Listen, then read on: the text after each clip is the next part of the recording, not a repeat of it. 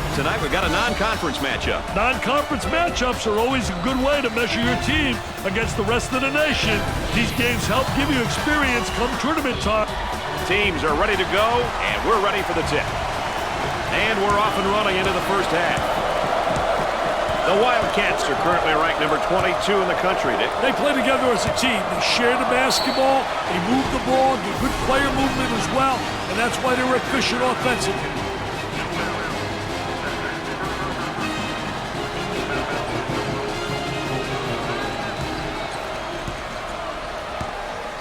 He goes to the line for the first time. First one, good.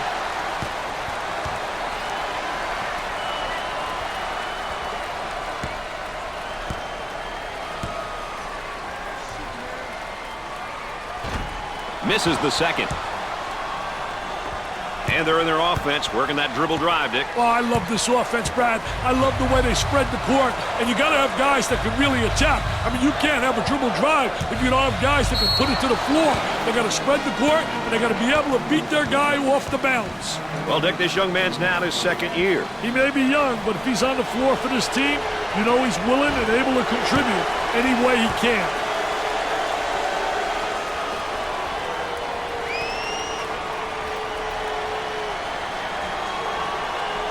Second shot, good.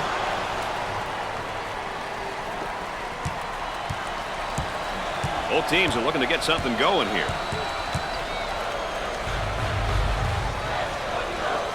The Golden Gophers, I think, are going to be hungry for a...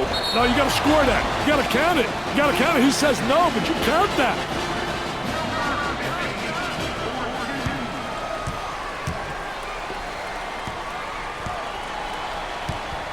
Up and inside. Nice to have you along with us tonight. Dick Vitale and Aaron Andrews alongside. I'm Brad Nessler. We got a good one going.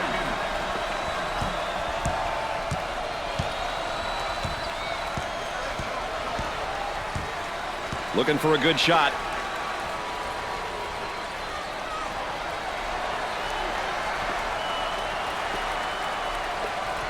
The turn, a fadeaway jumper.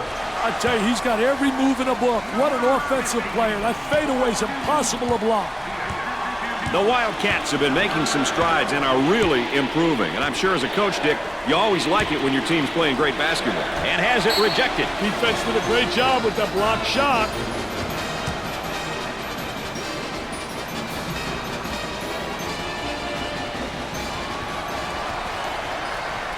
They get it to go.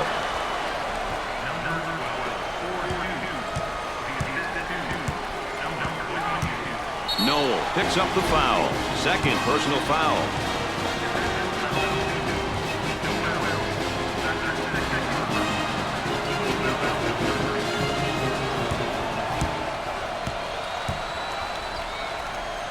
How important is it to get to the free throw line? Well, you know, those bonus points, Brad, you get those simple points. They add up at the end. Plus, you get people into foul trouble.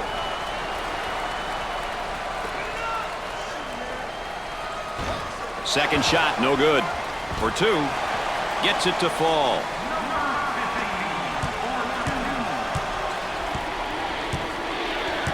On the outside.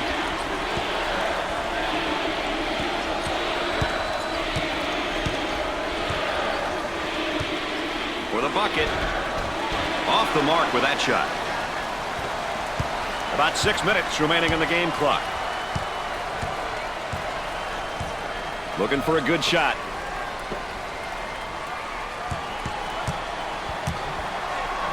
Hard foul. He cashed in on the layup and gets the foul. He knew he was going to get fouled, Brad, but he took the hit like a man. Here's another solid junior, Dick. He's been around for a couple of years now. He knows what is capable of bringing to the team. This is the year when players start to transition into more of a leadership role and help get the most out of younger guys on the team. They've got him right where they want him, Dick. He pulls up with a jumper. Busts the jumper.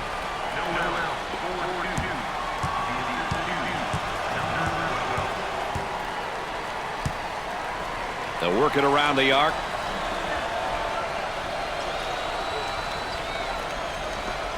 In the lane. Can't connect.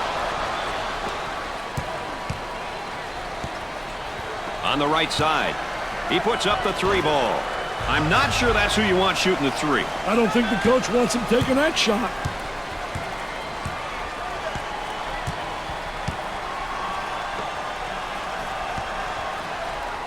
Five minutes left in the game clock. Isolated on the outside. They're working around the arc, looking for the open jumper.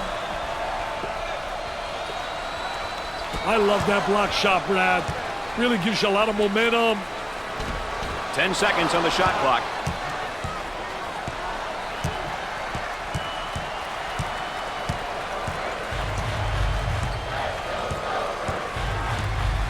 The Wildcats fall into a box formation. Try to go inside. Tries for 2. Got it. Great job of moving the ball there, Dick. That's how you move the ball, Brad. When you move it like that, good things happen on offense. Goes up for 2. Off the glass and no good.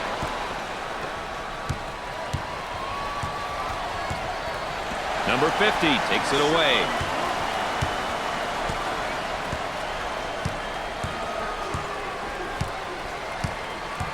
Look at that spacing. The Wildcats have a great freshman class, and it's blocked. Good one. Handles the pass. For 2. The shot won't fall. You betcha.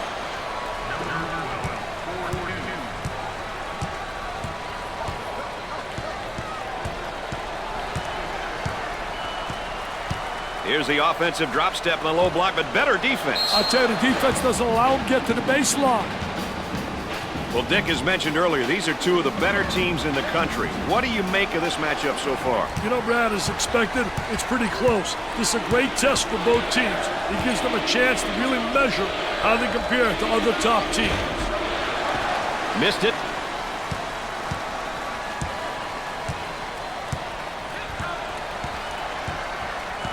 Let's see if they can get a good shot this trip.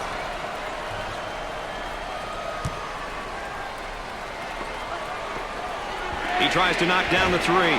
My goodness, Dick, have you ever seen such poor shooting before? They couldn't hit the ocean with a beach ball right now, Brad. That was some of my players. That's why I got fired. What an embarrassment. He missed. Pushes it up.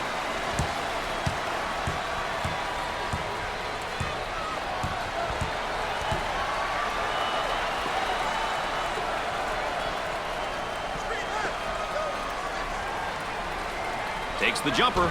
These rims are giving them trouble, Dick. They can't get anything to drop. This display of poor shooting is appalling, Brad. Coach has got to be upset with his team right now. Both teams are looking to get something going here. For the bucket. That was nice. Offensively, the coach trying to give some direction there. He wants a 3. Jumper didn't look pretty, I can tell you that. That baby was ugly.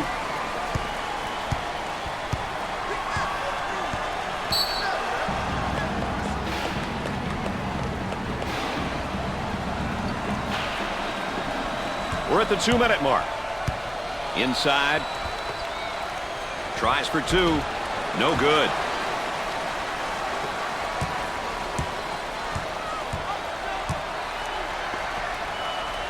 Goes up for 2.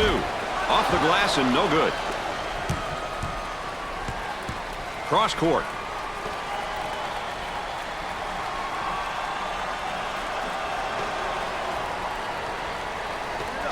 He shoots from downtown. He's typically a good shooter. Yeah, but not tonight. He's got to accept that. For 2. Off the glass and no good. On the dribble, gives it up. From the top of the key. All these missed shots. I don't even think they're giving the ball a chance to go in, Dick. Wow, are they struggling, Brad? With a capital S. I don't think any of them are concentrating right now. They look to get it to the ends. They get that rejected. Number 12 gets the pass. Opportunity for 2 for 1. I tell you what, pressure. Look at him take the ball the length of the court. No one stopped the basketball. Obvious foul.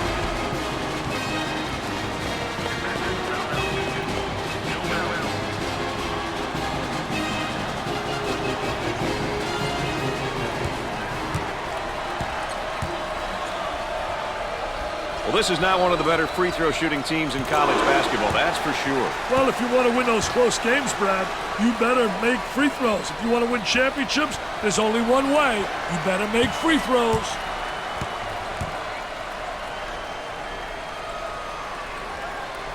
And he doesn't miss that opportunity either. Pushes it up.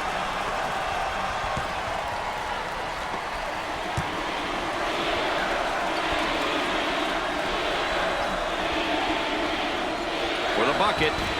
Scorches the net. Shot clock is dead. Number 12 has whistled for the foul. 5th team foul. Number 1 gets in on his first minutes tonight. Hey, this kid really knows how to keep the offense moving. Tremendous leader out there.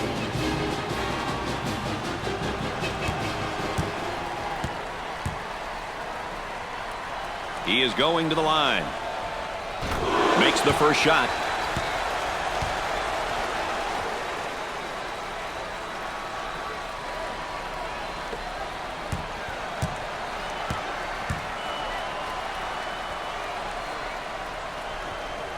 Makes those free throws count. He wants to go back on that campus as BMOC. Big man on campus, baby. Pushes it up. Tries for 2. Off the glass and no good.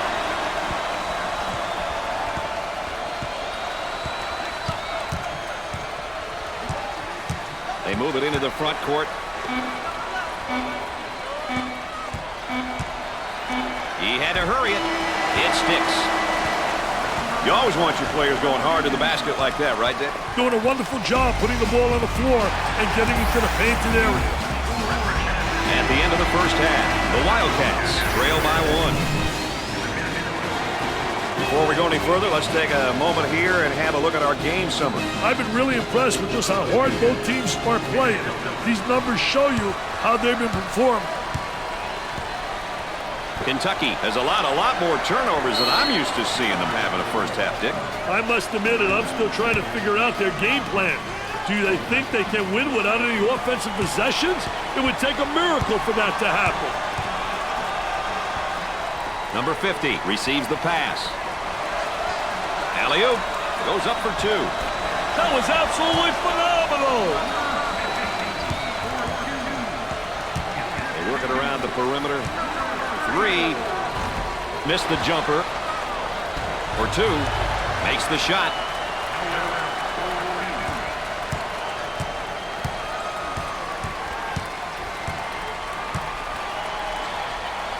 Out on the right wing. Trying to pack it inside. For the bucket. Gets it to go. Did a great job of getting to the hoop on that one, Richard. He had one thing on his mind, and that was getting to the goal. Mission accomplished. On the outside.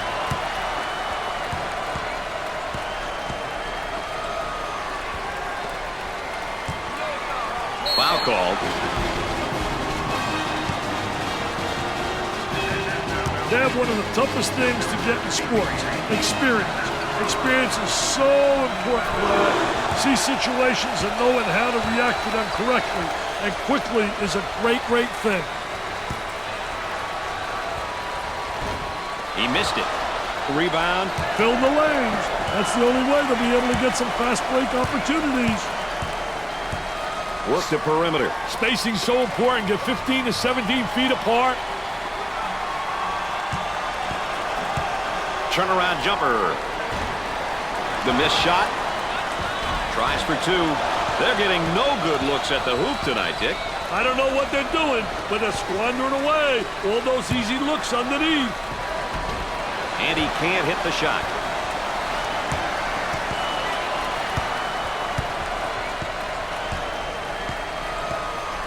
Number 34 gets the ball. Number 22 is charged with the foul. Oh, and you can see the frustration as he picks up the foul. Oh, that's a bad foul right there, Brad. Coach about to adjust his rotation. 6 minutes left on the game clock. They work it around the perimeter. With the J. And come up short. This defense really showing that they're not afraid to get physical. Hey, they're making them sweat on offense by taking chances, Brad.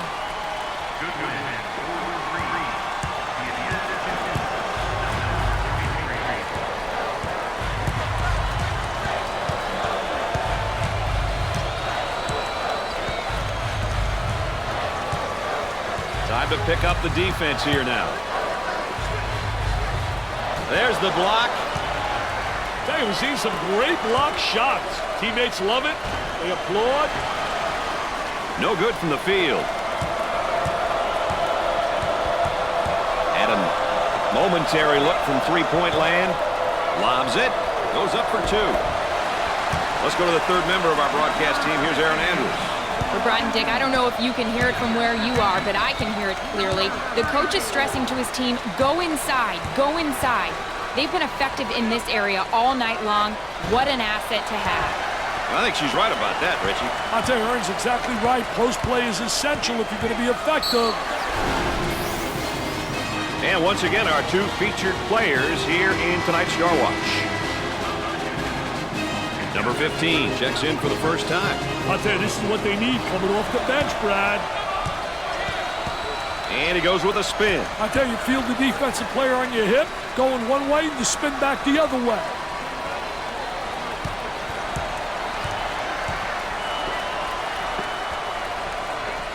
Gets up to make the block. Number 15 takes the feed.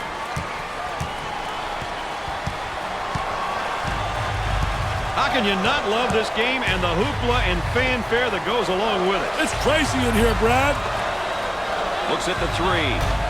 Nails the jumper. About 4 minutes remaining.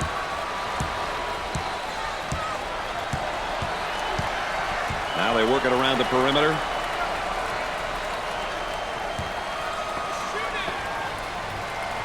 For two. Shots off the mark.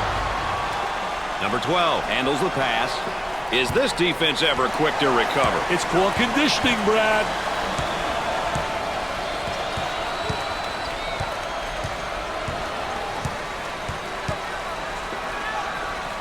For the bucket. They just can't seem to get a nice look at the goal tonight. They have to be patient on offense and find some easy hoops. Out on the wing. Gets the feed down low. Now the turnaround jumper. Jumper won't go.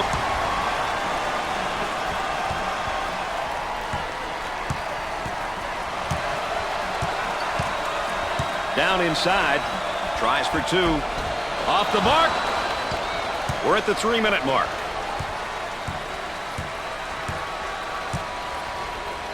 If you call for it, he may throw it to you, too. Let's check in with Aaron Andrews and what she's got in store for us. Aaron? Well, guys, it's obvious the coaching staff wants the team to slow it down. The tempo is definitely not where they want it. The players have been instructed to run the shot clock offensively and force the opposition to play defense for extended periods of time. Thanks, EA, our third member of our team, providing that additional insight. Offensively into a box formation. Number 22 gets the ball. Dumps it in. With the jump hook. Off the mark. This one might go down to the final buzzer. In close games like this, Brad, offensive and defensive execution is very important. Excellent spacing. That's so important to a good offensive set. It's even more important to have talented guards like they have. Yeah, that helps. Good one. Saves it. We're at the 2-minute mark. Throws it up for two. The number 30 has been highly touted as one of the top freshmen in the country. He's extremely talented, Brad. He may be a freshman, but at times he plays like a fifth-year senior. And they come out here in the dribble drive. You know, it's a fast-paced offense, really aggressive. It's a free offense in which players have the green light to take their man off the dribble. For the Duke, here's a block from behind. My man was on a mission. Nope. The shooting guard with the ball. Trying to get that ball movement, get that good spacing.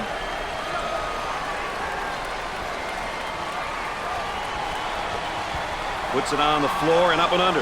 I tell you, did a great job creating a good angle, too. When he goes up and under, he seals off the defensive player. That makes it a 4-point lead. These kids are here to fight, Brad. We're at the 1-minute mark. Trying to come up with a steal, and they do. The small forward receives the ball. Rejected. Oh, baby, he showed and telegraphed that, baby. Timeout on the court, so let's go courtside. Here's Aaron Andrews. Well, guys, I'm sure the coaches are using this time to go over crucial end-of-game strategy. Now, often teams will dedicate parts of their practice to special situations and end-of-game strategy. Now's the time when that practice will pay off, guys.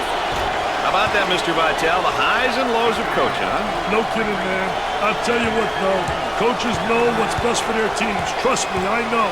They scrutinize every decision, study every play, think about every player on their roster. And they're doing this 24/7. Blocked. Nice job defensively. Goodwin receives the pass. Goes up for two. And he can't hit the shot. Comes up empty. Well, now it's just a matter, Dick, isn't it, of clock management here?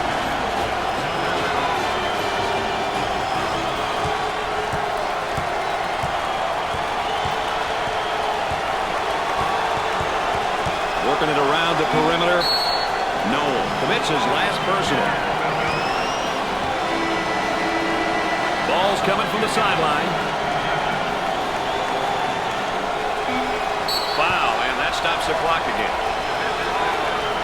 They're set to throw it in from the side.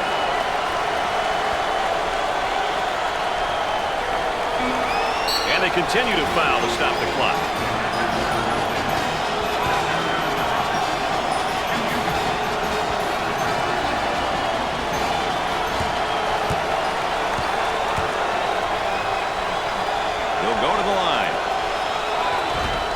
Good.